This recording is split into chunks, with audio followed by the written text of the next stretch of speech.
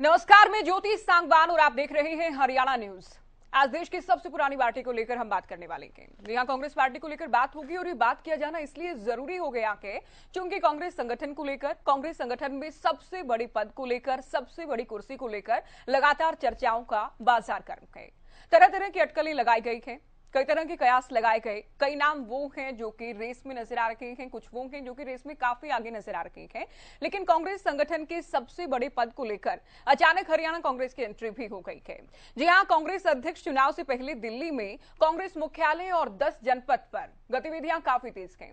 Party के वरिष्ठ नेता लगातार कांग्रेस की अंतरिम अध्यक्ष सोनिया गांधी से मुलाकात कर रहे हैं और अध्यक्ष चुनाव को लेकर लगातार चर्चाओं का दौर अलग अलग तरीके से जारी है। इसी कवायद में हरियाणा के पूर्व मुख्यमंत्री और हरियाणा कांग्रेस के कद्दावर नेता प्रतिपक्ष हुड्डा ने भी सोनिया गांधी से मुलाकात की है। इस मुलाकात के बाद कई तरह की चर्चाएं तेज हो गई हैं और बड़ी बात यह कि भूपेंद्र हुड्डा की ओर से जो जवाब दिया गया है पत्रकारों के सवालों का, उससे सवाल ये भी उठ रहा है क्या हुड्डा भी है मैदान में। ये रिपोर्ट आप देख लीजिए, उसके बाद करेंगे चर्चा।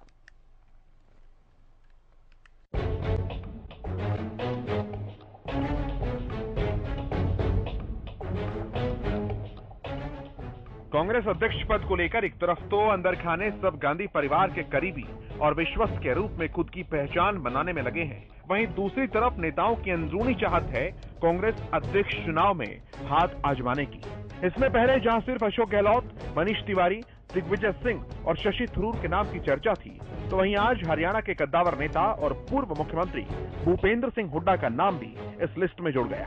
हरियाणा के पूर्व सीएम भूपेंद्र हुड्डा ने भी कांग्रेस के राष्ट्रीय अध्यक्ष के पद में दिलचस्पी दिखाई है। शुक्रवार को उन्होंने दिल्ली में कांग्रेस की अंतरिम अध्यक्ष सोनिया गांधी से मुलाकात की। इसके बाद पूछे गए सवाल में हुड्डा ने कहा कि अभी नामांकन 24 सितंबर से शुरू होने हैं। आप खुद सुनिए भूपेंद्र सिंह हुड्डा ने क्या कहा। उन्होंने प्रधान के इलेक्शन में कहा कि हम न्यूट्रल हैं, जिसका जो मर्जी लड़े। सर, गहलोत जी ने आज कई सारी इंडिकेशंस दिए हैं कि चुनाव लड़ेंगे सीएम पद छोड़ने के, उस पर आपका क्या कहना है? तो बताया ना, जब कहा सोनिया जी ने कहा जो मर्जी लड़े, तो ये हम ये न्यूट्रल रहेंगे, यही कहा है। सर, सचिन पायलट को लेके क्या है? सर, एक का जवाब तो आने दिया करो यार, वो बोल रहे हैं, पीछे आवाज नहीं आ रही। हाँ सर, सचिन पायलट को लेके क्या सचिन पायलट क्या है? सर, राजस्थान का सीएम कौन होगा? अशोक गहलोत वो तो पार्टी फैसला करेगी।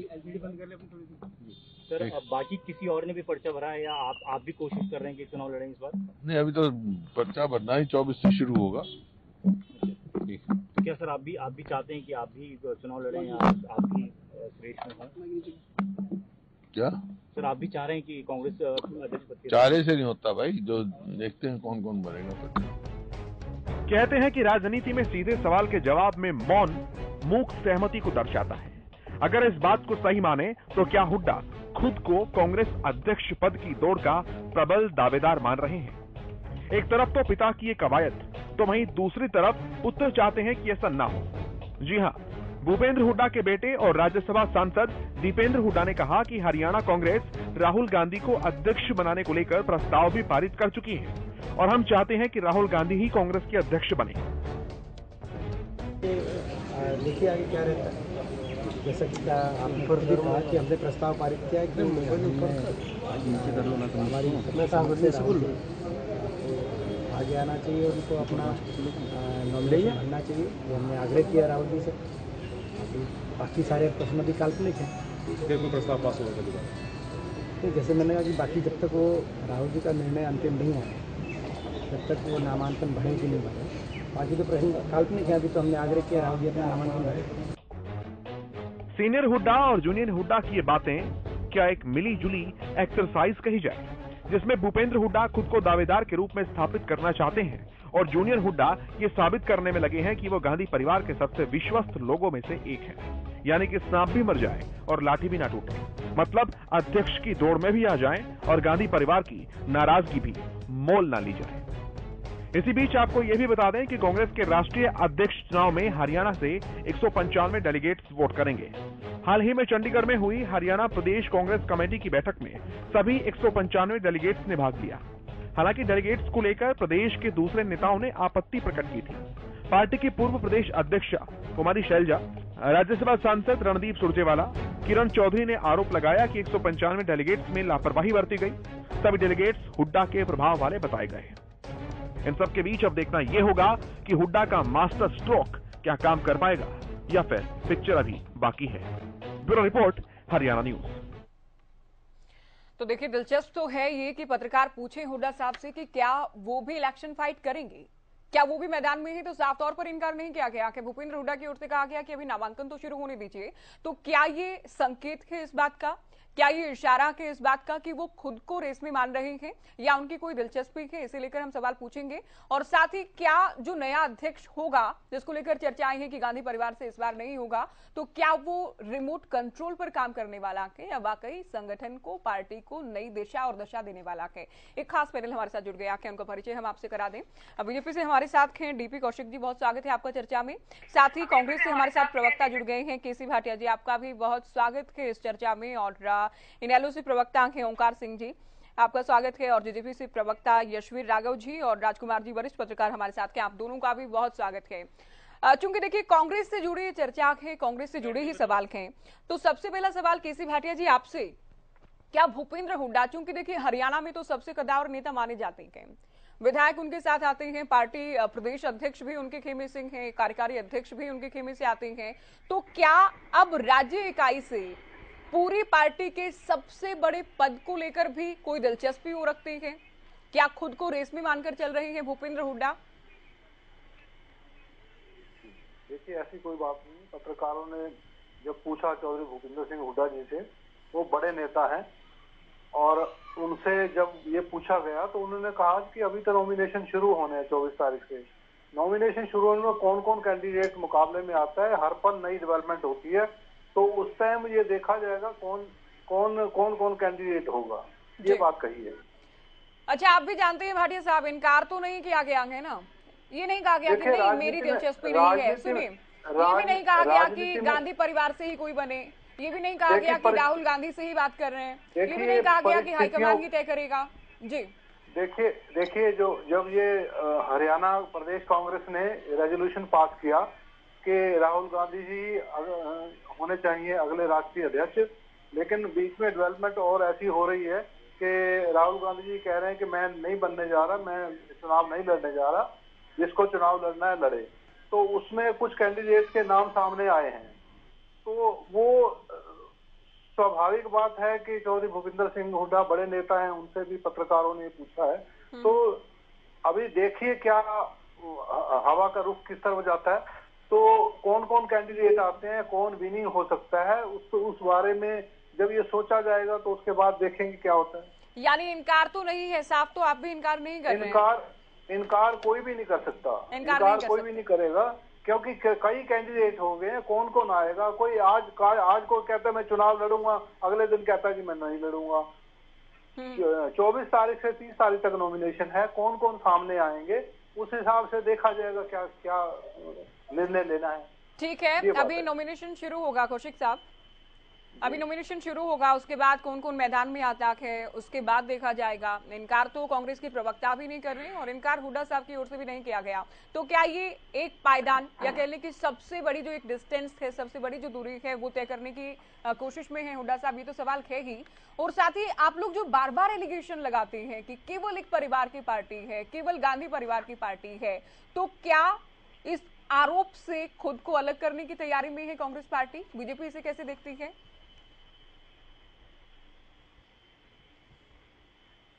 देखिए ज्योति, ऐसा कुछ भी नहीं है। कांग्रेस पार्टी चाहे जो मर्जी कर ले, जिसको मर्जी बना दे, लेकिन रिमोट फिर भी गांधी परिवार के हाथ में ही रहेगा जी। क्योंकि ये आपने देखा होगा, आज से इतिहास गवाह है, बीच में एक दो हमारे अध्यक्ष आए होंगे, नहीं तो मेरे ख्याल से 24 साल से तो मैडम सोनिया गांधी जी हैं, बीच में 2 साल रहे होंगे राहुल जी। तो इनका कल्चर तो यही जाने। और ये जहाँ तक आपका अध्यक्ष का सवाल है, मुझे लग रहा है अभी तक 6 कैंडिडेट तो हमारे सामने आ चुके हैं। अभी इनके जो आपके मीडिया में चल रहा है, 6 से 7 कैंडिडेट आ चुके हैं। कितने आएंगे अभी तो अभी जब तक नॉमिनेशन आता है तब तक देखिए क्या होता है क्या नहीं होता। नहीं, अगर 6 नॉमिनेशन में आते हैं तो क्या आप लोगों को इस बात से संतोष और खुशी नहीं कि आप लोग बार बार कहते हैं कि क्या लोकतंत्र है, बीजेपी में तो कोई भी कहीं से उठकर सबसे बड़े पद पर जा सकता है, चाहे सरकार की बात हो या फिर संगठन की बात हो। अब अगर गांधी परिवार भी ये करना चाहता है या फिर कांग्रेस पार्टी ये करना चाह रही है, तो इस बात की तारीफ करेंगे आप? नहीं, बिल्कुल देखिए अच्छा है, पर मैं कहता हूँ लोकतांत्रिक तरीके से चुने, बट उसका रिमोट वाली सरकार ना चुने, रिमोट वाला लोकतंत्र ना चुने। ये लोग अध्यक्ष जिसको मर्जी बनाएंगे तो चलो वोटिंग का काम वैसे अच्छा है इनका, अगर ये उन्होंने आज डिसीजन लिया तो बहुत अच्छी बात है। नहीं, हम तो पहले से ही कह रहे हैं कि एक परिवार की पार्टी है, लेकिन ये डिसीजन जो हम देखने को आ रहा है बहुत अच्छा है। तो इस पर काम हो जाए तब आगे गनीमत है। बाकी तो आपको कांग्रेस पार्टी का पता ही है कौन कितना है उसमें है, कौन इनके अपने जनाधार में है, कौन कौन नेता इनकी पार्टी को चाहता है। मुझे लगता है जिस तरह यात्रा राहुल जी ने छेड़ रखी है उसमें तो ये लग रहा है कि भारत जोड़ो नहीं है तो मतलब कांग्रेस छोड़ो वाली बात चल रही है। कि अभी तक मुझे इनका लग रहा है कि ना हरियाणा के अंदर ना और किसी देश के अंदर ना प्रदेश के अंदर कोई संगठन नाम की चीज है नहीं। तो पता नहीं किस इनकी नैया कैसे पार होगी तो ये जाने। पर देश जरूर गवाह इस बात का कि कांग्रेस पार्टी धरातल से खत्म हो चुकी है और आने वाले टाइम में भी जो बची कुची है वो भी बिल्कुल खत्म हो जाएगी। चले अगर इन लोगों ने कोई अच्छा स्टैंड नहीं लिया। ये बात तो फैक्चुअल है कि बिखराव तो है कांग्रेस पार्टी में, बड़ी बड़ी नेता लगातार पार्टी को छोड़ रहे हैं। कोई बड़ा चेहरा भले ही राहुल गांधी तो है, बहुत बड़ा बहुत बड़ा बिखराव है, ठीक है, भले ही राहुल गांधी हैं, सोनिया गांधी हैं, लेकिन एक जो स्वीकार्यता है उसकी कमी तो दिखती है। तभी G23 की बात करें या बड़े नेताओं की पार्टी से किनारा करने की बात करें, ये लगातार इस तरह की तस्वीरें सामने आती हैं। ओंकार सिंह जी, भले ही आप इनेलो के प्रवक्ता हैं, भले ही हम दूसरे दल की ही बात कर रहे हैं, लेकिन सरकार ठीक से काम करे सर, इसके लिए विपक्ष का मजबूत होना, विपक्ष का एकजुट होना भी जरूरी है। देश की सबसे पुरानी पार्टी कांग्रेस एकजुट हो, मजबूत हो, इसके लिए एक बड़े चेहरे, बड़े नेता की भी जरूरत है। तो आप कैसे देखते हैं, क्या अगर गांधी परिवार के अलावा कोई आता है उसकी स्वीकार्यता होगी?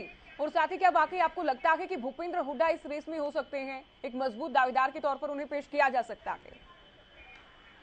देखिए ज्योति जी, आपने पूछा कि अगर कोई और अध्यक्ष आता है गांधी परिवार से तो क्या उसकी स्वीकारता होगी। ये तो गुस्सा के गर्भ में छिपा हुआ है। लेकिन मैं ये कहना चाहूंगा कि ये कांग्रेस पार्टी का आंतरिक मामला है, इसमें बीजेपी से क्या लेना देना। कौन अध्यक्ष बनेगा कौन नहीं बनेगा ये कोई मायने नहीं रखता। मायने ये रखता है कि लोकतंत्र में मजबूत विपक्ष नहीं। देखिए मायने क्यों नहीं रखता? मायने तो रखता है ना। जब बार बार कांग्रेस पर आरोप लगे कि गांधी नेहरू परिवार से बाहर नहीं जाती कांग्रेस पार्टी, अब जब कांग्रेस पार्टी एक बार फिर से एक्सपेरिमेंट करने के मूड में नजर आ रही है तो इसे लेकर बीजेपी से सवाल तो देखिए होगा, क्या अब कांग्रेस की तारीफ की जाए? क्या अब कांग्रेस वाकई एक बड़ा फैसला लेने की दिशा में कदम आगे बढ़ा रही है? ज्योति जी, बीजेपी वाले कहीं पे भी तो जीने नहीं देते। ये बीजेपी वाले अगर कांग्रेस पार्टी वाले कह रहे हैं कि बाहर से अध्यक्ष होगा तो कहते हैं रिमोट कंट्रोल से होगा। मेरे को एक बात नहीं समझ आती, आज देश में इतनी समस्याएं हैं ज्योति जी, बेरोजगारी, महंगाई, और तो और अब हरियाणा का किसान सड़कों पर है, सड़कें जाम हो रही हैं, धान की खरीद नहीं हो रही। क्या ये मुद्दा है? क्या ये मुद्दा है कि कांग्रेस का कौन अध्यक्ष होगा? देखिए, हमें मजबूत विपक्ष चाहिए। कांग्रेस का अध्यक्ष चाहे बाहर से होगा चाहे अंदर से होगा, हम चाहते हैं कि विपक्ष मजबूत हो। लेकिन ये जो बार बार बीजेपी के प्रत्येक प्रवक्ता जैसे तोते की तरह रट के आते हैं, कांग्रेस खत्म हो जाएगी, कांग्रेस खत्म हो जाएगी। देखिए, कोई भी पार्टी खत्म नहीं होती। मैं तो कांग्रेस की तारीफ नहीं कर रहा हूँ, पार्टी कोई भी खत्म नहीं होती। आप तो कांग्रेस, ओंकार सिंह जी, आप सॉफ्ट कॉर्नर लेकर चल रहे हैं कांग्रेस पार्टी के लिए, सॉफ्ट कॉर्नर लेकर चल रहे हैं। आपकी बीजेपी जो एलिगेशन लगाती है उन पर ही आपको काउंटर करना है। ज्योति जी सुनिए, मेंबर में कम मेंबर में go, but organisation goes forever, ये फार्मूला है, किताबों में पढ़ के देख लेना। ये जो कहते हैं कि कांग्रेस खत्म होने जा रही है, वो समय भी था जब बीजेपी की सिर्फ 2 सीट थी। हम नहीं चाहते ऐसी कोई स्थिति आए, क्योंकि मजबूत विपक्ष अगर देश में नहीं होगा, देखिए इनेलो हरियाणा में विपक्ष की भूमिका में है। अच्छा। और सत्ता भी में भी आएगी, लेकिन देश में भूमिका में नहीं है। देश में मजबूत विपक्ष होना बहुत जरूरी है। ये जो आज बीजेपी पार्टी एक लोकतंत्र से राजतंत्र की ओर बढ़ते जा रहे हैं, बताइए, मोदी जी आज चीते ले आए और सारे के सारे चैनलों ने सिर्फ चीते दिखाए।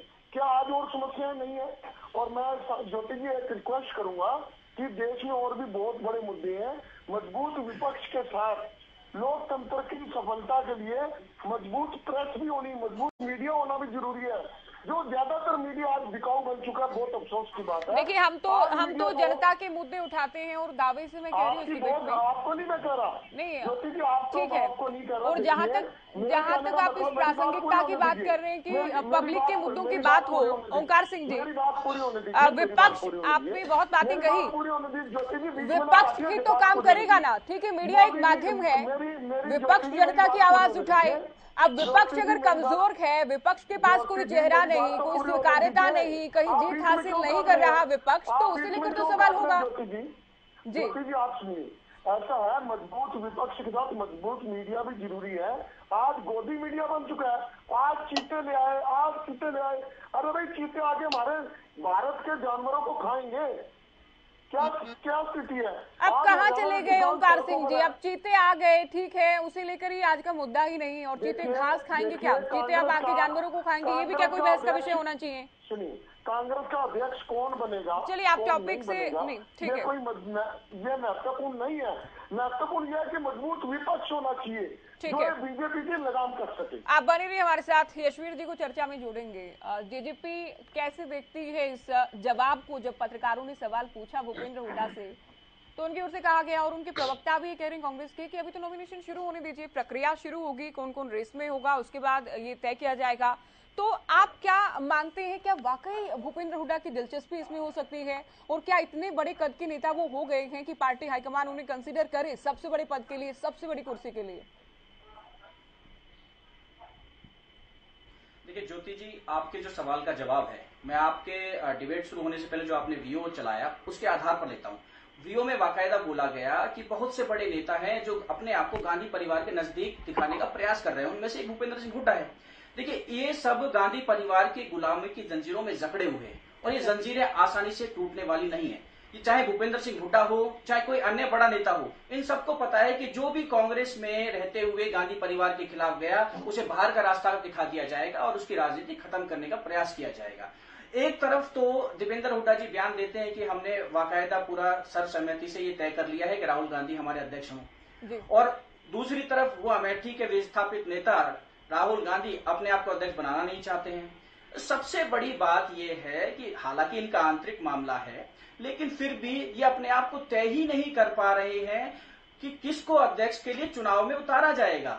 और सबसे बड़ी बात जो बार बार आपने बात कही कि बहुत सारे उम्मीदवारों के नाम आ गए हैं, 7-8 उम्मीदवारों के नाम तो फाइनल दिखने लगे हैं, चाहे शशि थरूर जी हों, चाहे अशोक गहलोत जी हों, चाहे आज भूपेंद्र सिंह हुड्डा जी की जिक्र हो रहा है। ये सब जानबूझकर नाम प्रोजेक्ट किए जा रहे हैं, जिससे कि अंत में सर्वसम्मति बनाने का प्रयास किया जाए कि भाई गांधी परिवार के अलावा तो इस कांग्रेस को कोई चला ही नहीं सकता है, घूम फिर के होना वही है। दूसरी बात, ये विषय आया कांग्रेस का। एक बात में इनेलो के जो हमारे प्रवक्ता हैं, बड़ा उन्हें दुख हो रहा था कि बार बार पूछा, कांग्रेस का सवाल जा रहा था, उन्होंने भाजपा को जवाब देने लगे। वो कहने लगे कि भाई भाजपा वाले कहते हैं कि कांग्रेस खत्म हो जाएगी, ऐसे कोई पार्टी खत्म हो जाती। मैं ज्योति जी कहना चाहता हूँ, ये उनका दर्द नहीं है, वो कांग्रेस के प्रति दर्द सहानुभूति नहीं कर रहे हैं, ये अपना खुद का दर्द बता रहे हैं। जिस प्रकार से इनेलो खत्म होने पर आ गई है, खत्म होती जा रही है, वो दर्द अपना बता रहे थे, उन्हें कांग्रेस का कोई दर्द उन्हें दिख नहीं रहा है जी।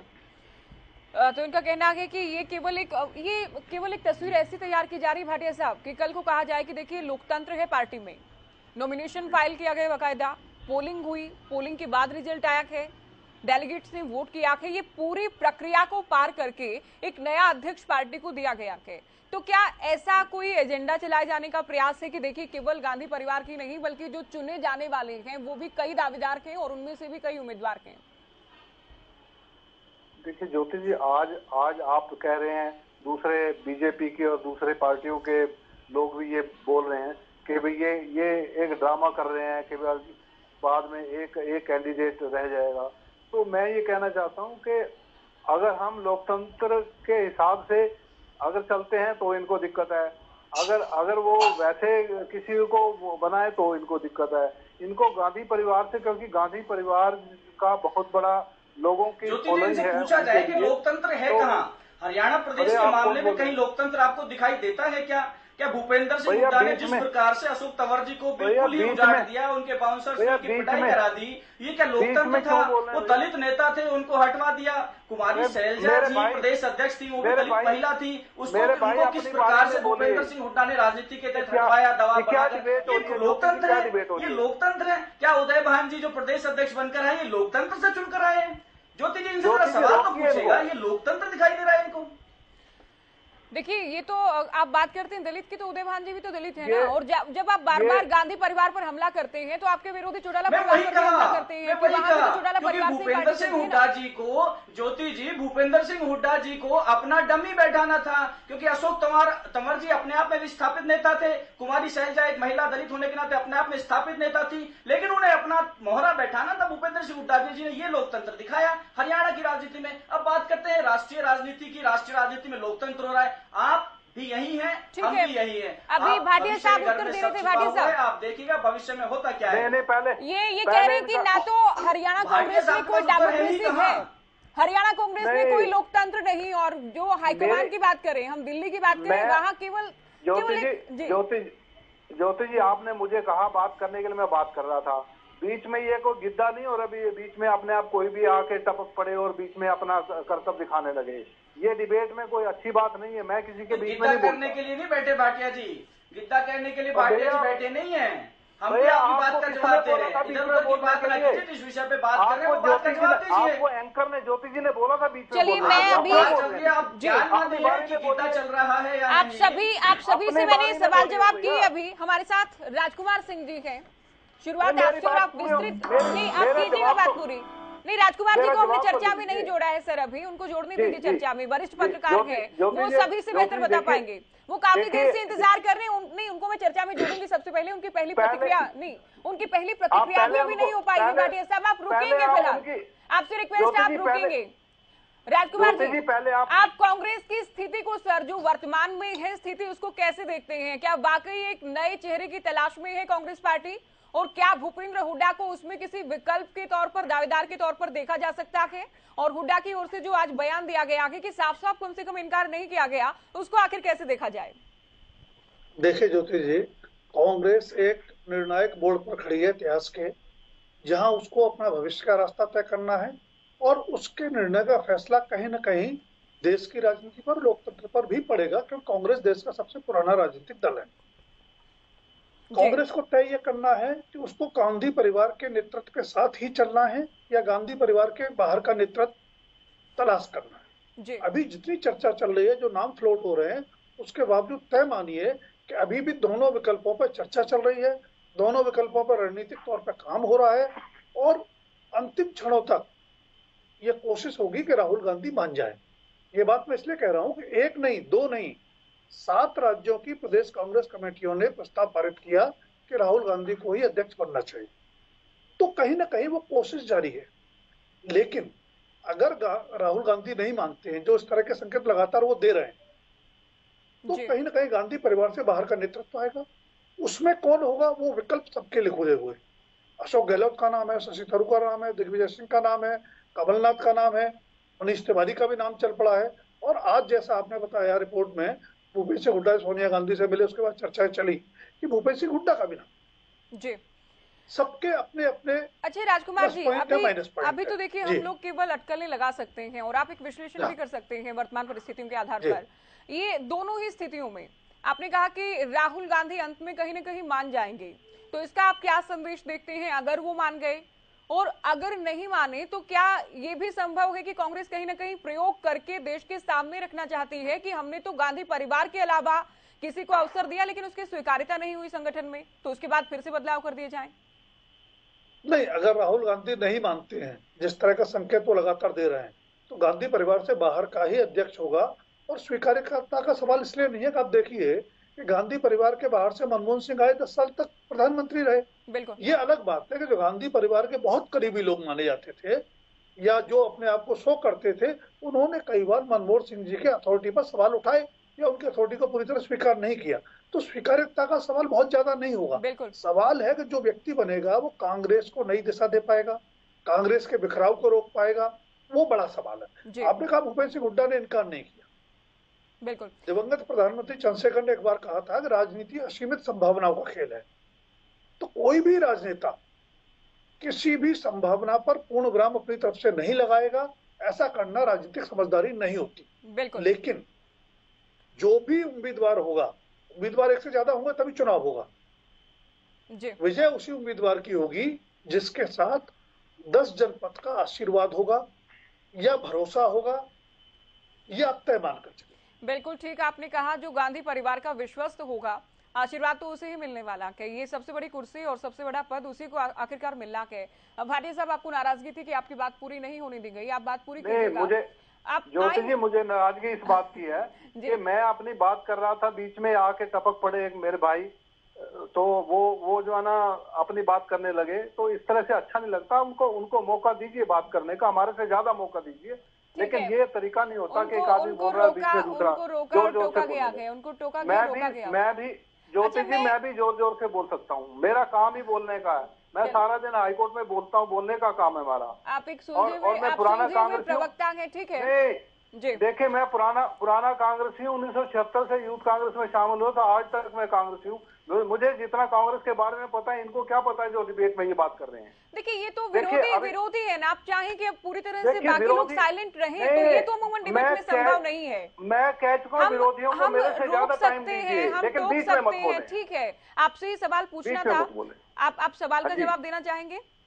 भूपेंद्र हुड्डा बड़े कद के नेता के, सबसे बड़ा पद भी उन्हीं के खेमे से आने वाले उदय भान को मिला के अब ये कह रही थी जेजेपी प्रवक्ता की वो एक डमी प्रदेश अध्यक्ष हैं, ठीक है, ये इनका आरोप है। अब मुझे सवाल तो आप सुनते नहीं, आपने कहा कि आप हाईकोर्ट के वकील गए, सबसे पुरानी पार्टी के बारे में सबसे अधिक आप जानते हैं, तो सवाल तो सुनिए ना। जी तो हरियाणा में आरोप उन पर लगते हैं कि पूरी हरियाणा कांग्रेस को विरोधी कहते हैं कि हाईजैक कर लिया गया है, कि खुद ही पूरी तरह से नेता प्रतिपक्ष तो है ही, प्रदेश अध्यक्ष उनके अपने एकमात्र राज्यसभा की सीट है वो उनके बेटे के पास है, विधायक भी हालांकि उन्हीं के साथ आते हैं, ठीक है।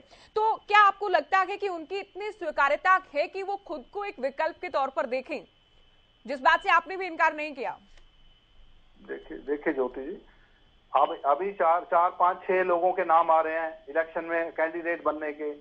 उसमें प्रेस ने पूछा उनसे कि क्या आप भी चुनाव लड़ेंगे, तो उन्होंने इस बात से इनकार इसलिए नहीं किया कि 24 तारीख से नॉमिनेशन है, 24 से 30 तक क्या होता है वो मौके के हिसाब से बात की जाएगी, देखा जाएगा क्या फैसला लिया जाएगा।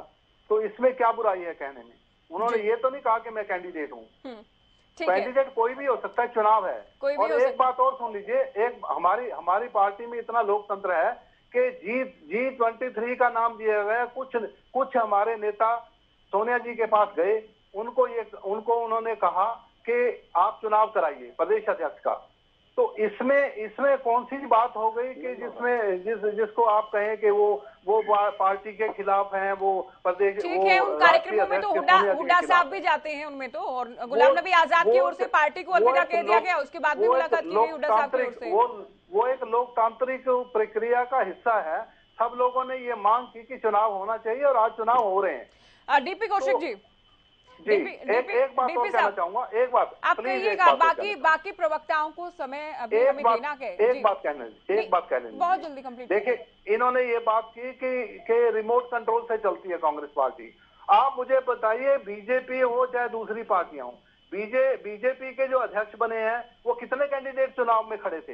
एक भी कैंडिडेट नड्डा जी के चुनाव में उसमें नहीं था, खिलाफ नहीं था चुनाव लड़ने में। उनको जिन्होंने, आपको भी पता है, सबको पता है, जिन्होंने उनको कहा कि नड्डा जी को हम अध्यक्ष बनाने जा रहे हैं, उससे पहले जितने अध्यक्ष बने सारे एक आदमी का नाम आया और रिमोट कंट्रोल जिसके नाम का दबाया वो अध्यक्ष बन गया। ये बात करते हैं, इस पर जवाब ले लें अभी डीपी साहब। जी बिल्कुल।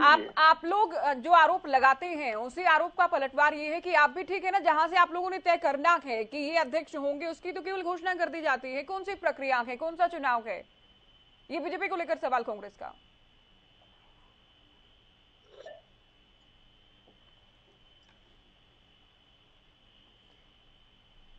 डीपी कौशिक जी, सुन रहे हैं आप? चलिए, आपकी आवाज हमें नहीं मिल रही, आएंगे आपके पास।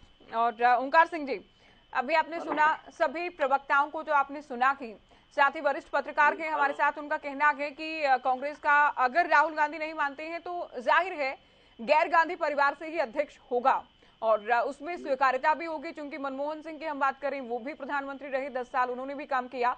स्वीकार्यता का तो सवाल नहीं है, लेकिन ये कि क्या वो पार्टी को नई डायरेक्शन दे पाएंगे, नई दिशा मिल पाएगी?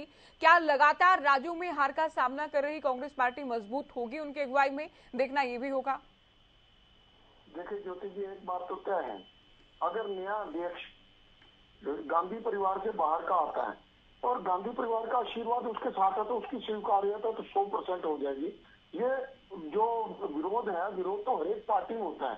आप जरा ध्यान कीजिए, जब मोदी जी को बनाया गया था उम्मीदवार, तब विरोध नहीं था क्या? तब भी विरोध था, नीतीश कुमार ने विरोद किया था। तो वो तो पार्टी में नहीं थे ना, वो तो अलायंस में थे, वो पार्टी में कहाँ थे? मैं वही बता रहा हूँ, विरोध तो हमेशा इस दुनिया में रहा है और रहेगा।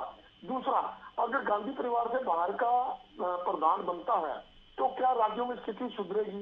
देखिए, ये तो जनता के ऊपर है। आज जनता बीजेपी से बहुत परेशान है।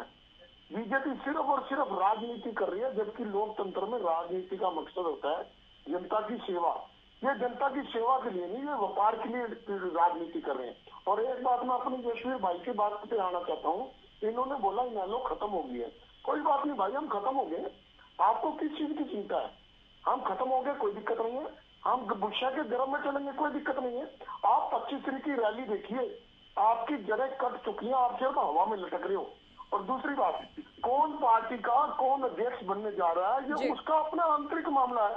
मेरे हिसाब से तो आंतरिक नहीं, देश की जनता जानना चाहती है। ऐसा नहीं है सर, आपका ये आपका ओपिनियन है, आपके ओपिनियन का हम आदर करते हैं, लेकिन कैसे आपकी बात पूरी होने दे? आप तो डिबेट के टॉपिक को ही खारिज कर रहे हैं। ज्योति जी, कमाल की जनता बात है। देश की सबसे आपने सारी पार्टियों के प्रवक्ता बिठा रखे हैं। आप इसका मतलब अपनी मर्जी से किसी की बात पूरी कर देंगे, किसी की नहीं पूरी करें। इससे तो बेहतर आप ना ही बुलाइए। कमाल करते हैं ओंकार सिंह जी। देखिए, आपने इनको टॉपिक बताकर नहीं बुलाया क्या? देखिए, बात तो यही ना कि टॉपिक पर तो बोलिए सर। तो टॉपिक में तो बोल रहा हूँ, मैं यही तो कह रहा हूँ। अगर गांधी परिवार के बाहर का भी आता है तो उसकी स्वीकारता तो होगी, लेकिन दूसरे राज्यों में कामयाबी मिलेगी या नहीं मिलेगी, ये तो बुशा के घर में जनता के ऊपर है।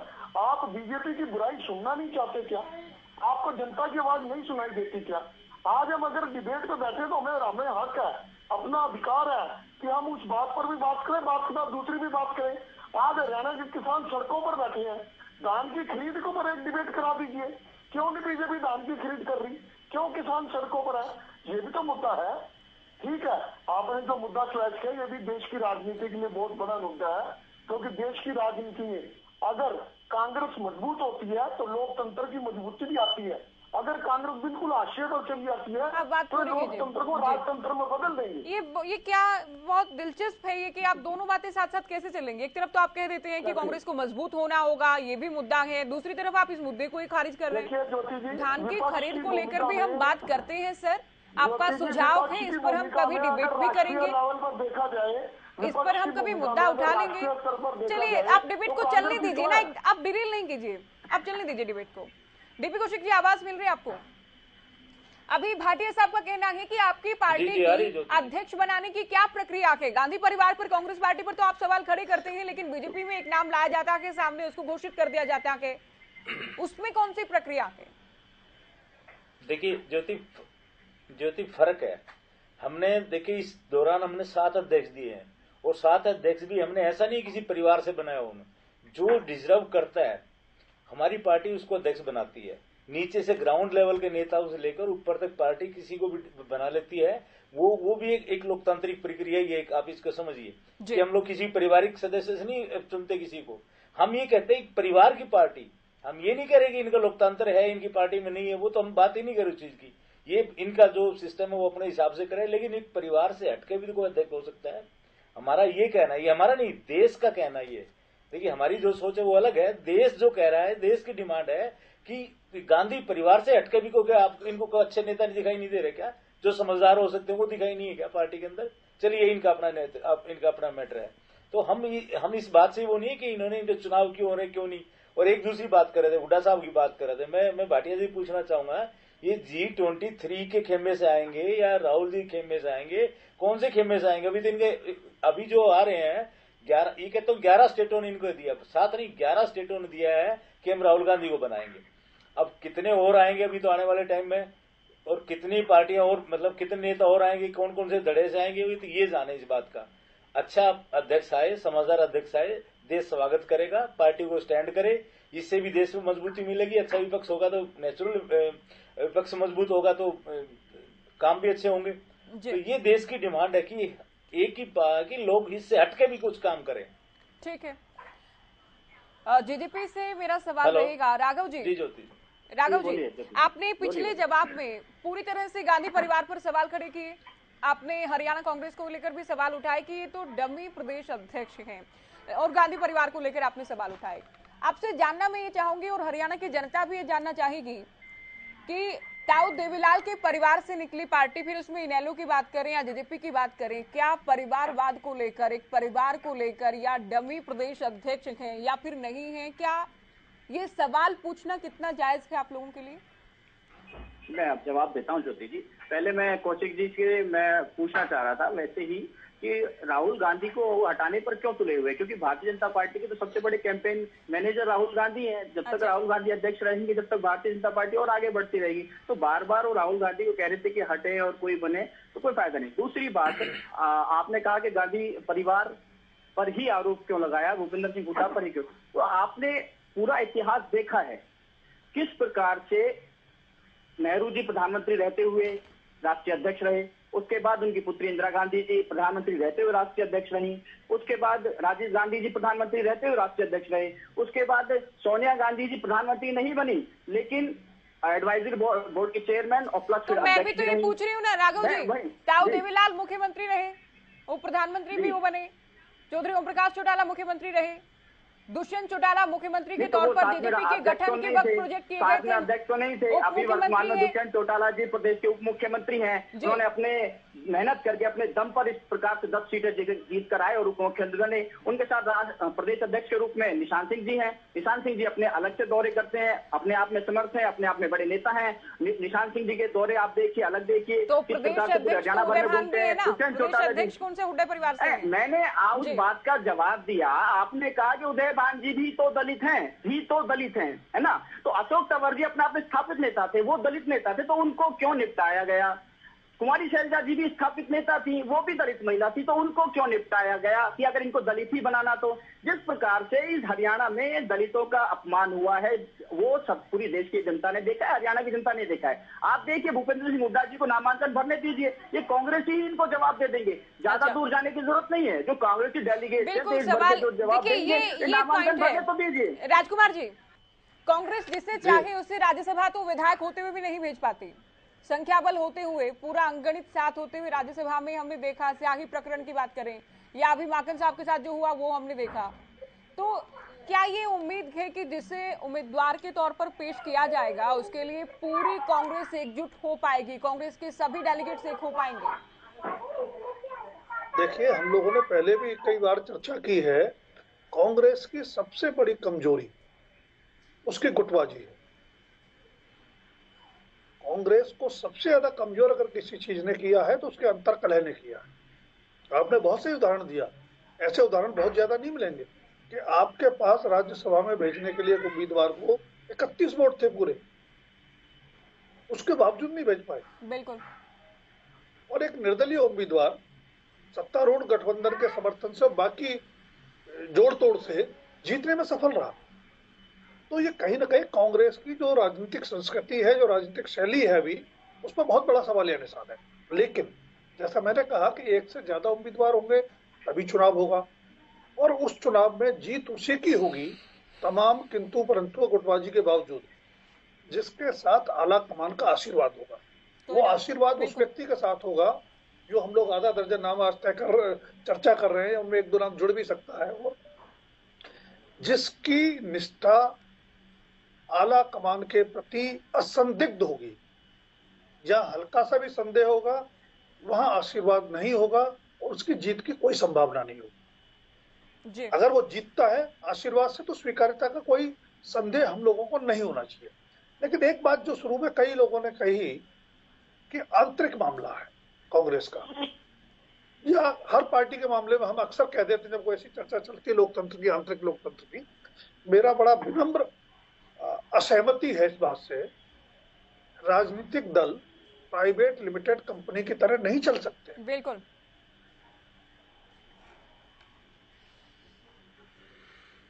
बिल्कुल नहीं चल सकते। जनता जानना चाहती है पार्टी संगठन में क्या हो रहा है, पार्टी कैसे विपक्षी पार्टी के नाते आवाज उठाएगी, कैसे उनके मुद्दों को उठाया जाएगा।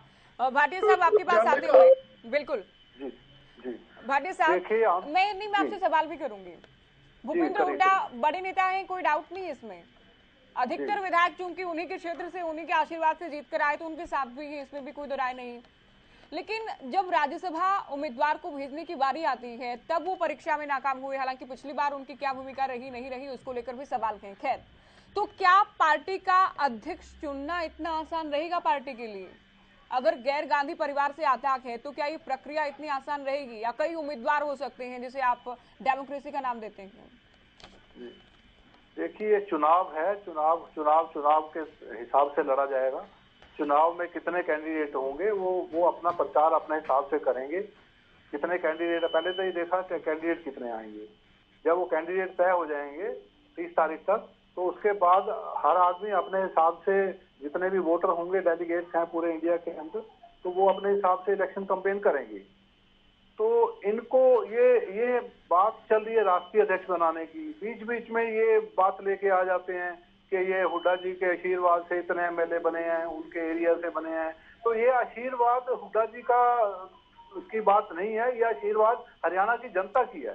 हरियाणा की जनता ने वोट देकर एमएलए को चुना है, ना कि हुड्डा साहब ने चुना है। हुड्डा साहब उनके रहनुमाई कर सकते हैं, हुड्डा साहब वोट तो नहीं डाल सकते उनके लिए, एमएलए के लिए। इस तरह की बचकाना बातें करने से बचना चाहिए इनको।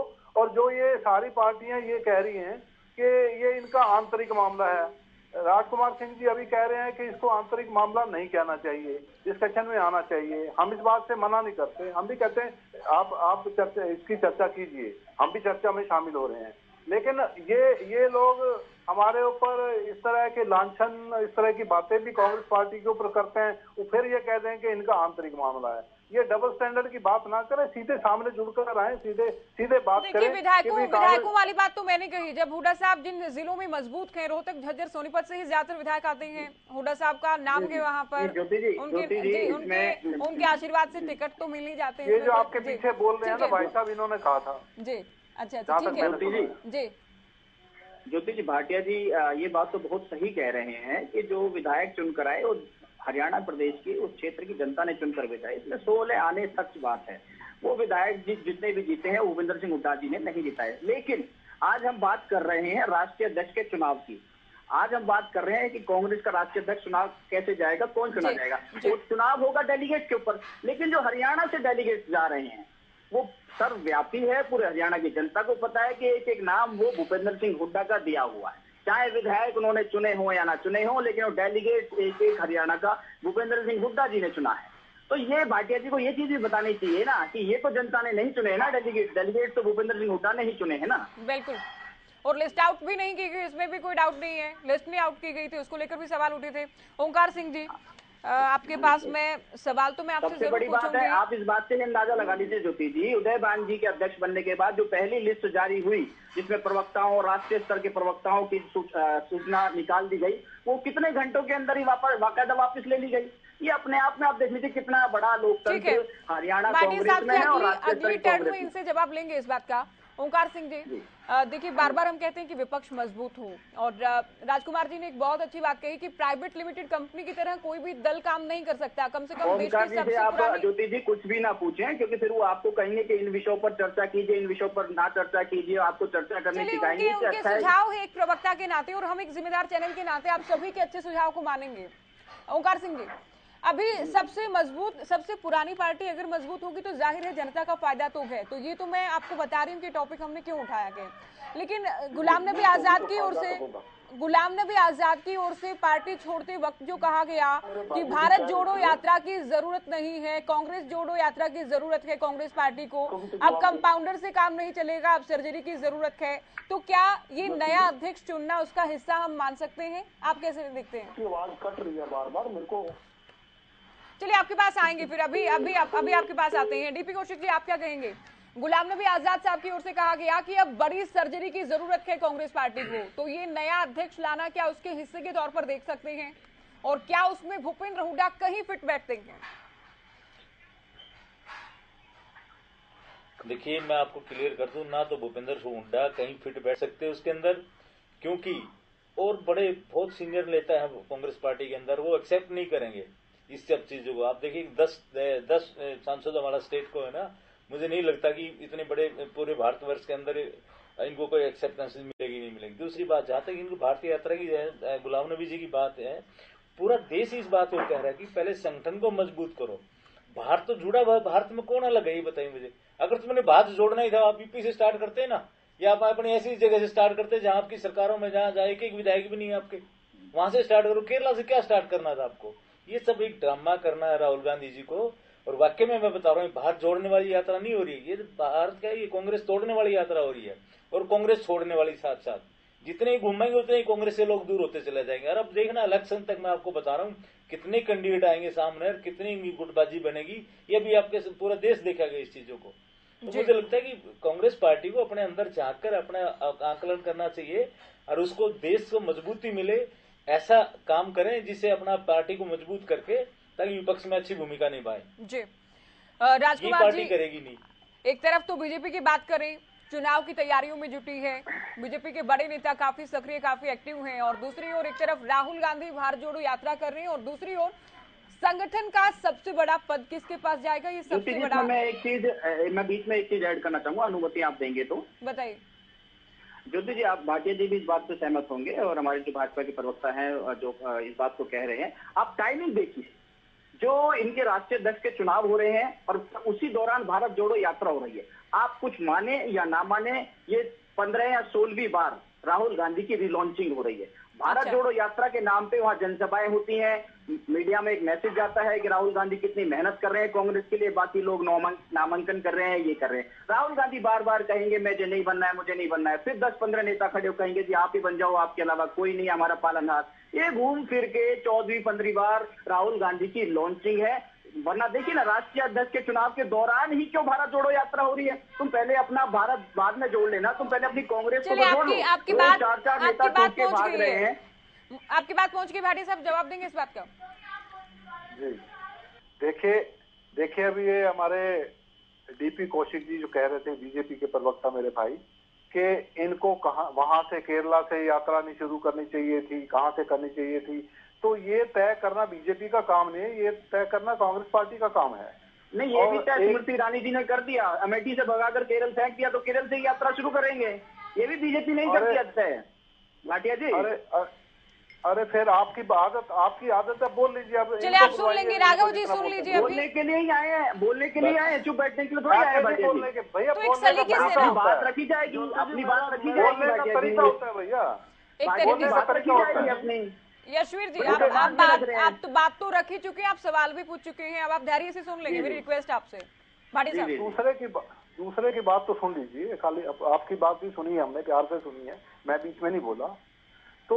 तो इनका ये कहना कि भी कहाँ से यात्रा शुरू होनी चाहिए, और राहुल गांधी जी को लॉन्च करने की बात कर रहे हैं। राहुल गांधी जी को लॉन्च होने की जरूरत है क्या? हमारे इतने बड़े नेता हैं वो, उन्होंने इतने इलेक्शनों के अंदर कैंपेन को संभाला है, और उन्होंने तीन स्टेटों के अंदर अकेले ने इतना स्टार प्रचारक होके, मुख्य स्टार प्रचारक होकर 3 स्टेटें उन्होंने जिताई हैं। वो कौन सी पार्टी के मुख्य प्रचारक है?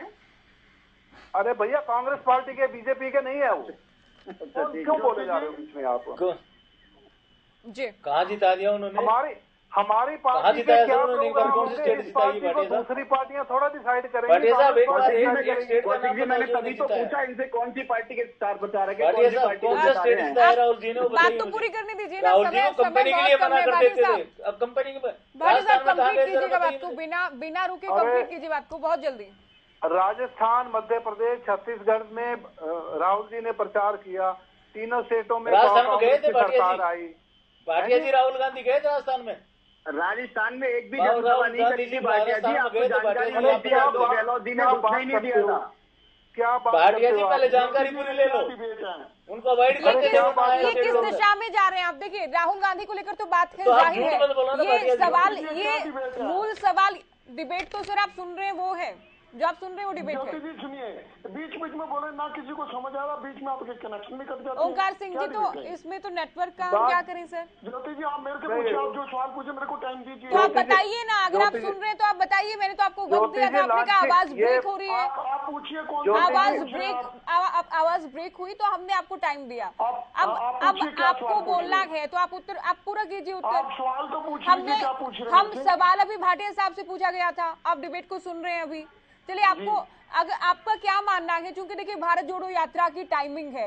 अभी राघव जी कहते हैं कि ये तो राहुल गांधी को लॉन्च किया जा रहा है, राहुल गांधी की रिलॉन्चिंग हो रही है कि वो नानुकर तो करेंगे, वो इनकार भी करेंगे, वो कहेंगे हमने किसी और को मौका देना था लेकिन कोई सामने आने को तैयार नहीं, तो राहुल गांधी ही मैदान में होंगे एक बार फिर से।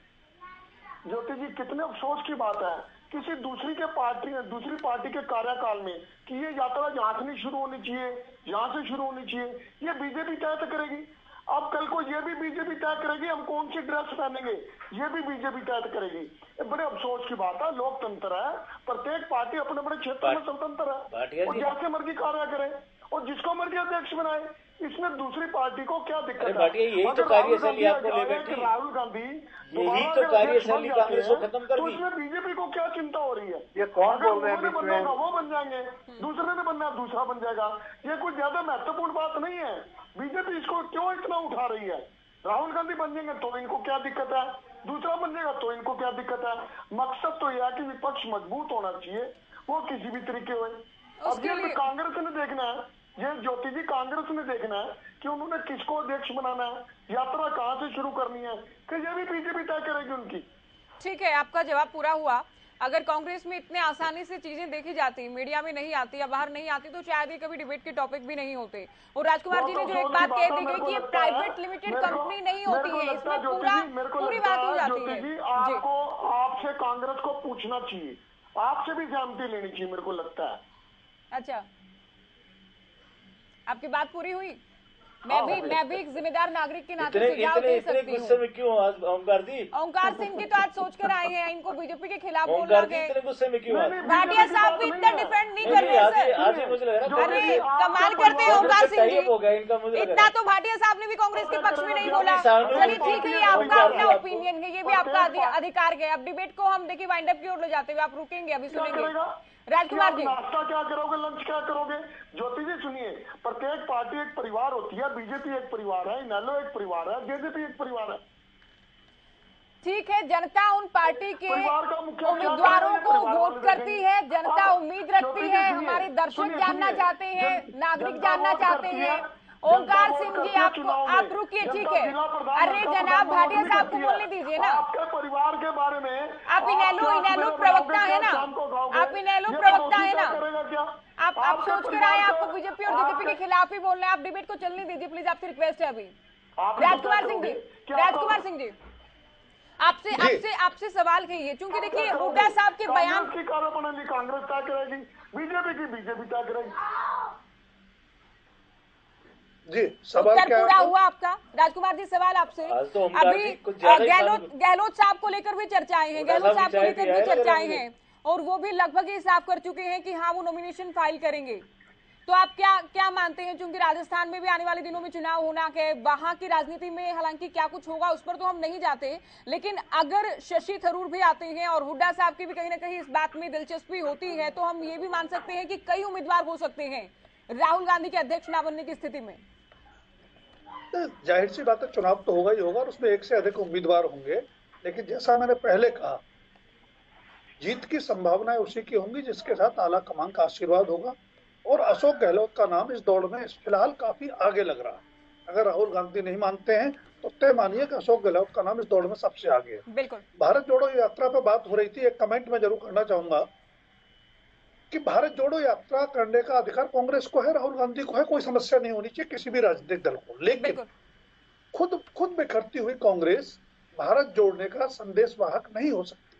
पहले पार्टी को संभालना होगा, फिर आप देश को कोई सकारात्मक संदेश देने का अधिकार या प्रभाव तय कर पाएंगे। बिल्कुल ठीक आपने बात कही, क्योंकि चिंतन शिविर के दौरान भी कई चिंताजनक खबरें पार्टी के लिए आ जाती हैं, नेता छोड़ जाते हैं, और अब भारत जोड़ो से पहले भी बड़े नेता जिस तरह से पार्टी को अलविदा कह रहे हैं, तो ये बिखराव दूर करके पार्टी को एकजुट करने वाला चेहरा कौन सा होने वाला है? क्या गांधी परिवार से या फिर गैर गांधी चेहरा सामने आने वाला है? इसे लेकर हमने चर्चा की। और जो रेस में नाम सामने आ रहे हैं, क्या उनमें भूपेंद्र हुड्डा भी हो सकते हैं, ये सवाल भी हमने पूछा। क्या संभावना है और क्या कुछ हो सकता है, तमाम बातों को लेकर एक चर्चा और विश्लेषण की बहुत शुक्रिया आप सभी का इस चर्चा में हमारे साथ बने रहने के लिए, वक्त देने के लिए। तो क्या भूपेंद्र हुड्डा भी मैदान में होंगे, सवाल ये था जिसको लेकर हमने बातचीत की। क्या संभावना है, उनके बयान को उनकी ओर से इनकार न किया जाना, इसे कैसे देखा जाए, और कौन कौन से नाम ऐसे हैं जो कि रेस में शामिल हैं, और क्या वाकई राहुल गांधी लगातार इनकार करते रहेंगे, और क्या गांधी परिवार का हम कह सकते हैं विश्वस्त चेहरा या विश्वस्त नाम इस बार कांग्रेस की कमान संभालने के लिए आगे आएगा, इसे लेकर चर्चा की। फिलहाल दीजिए इजाजत, नमस्कार।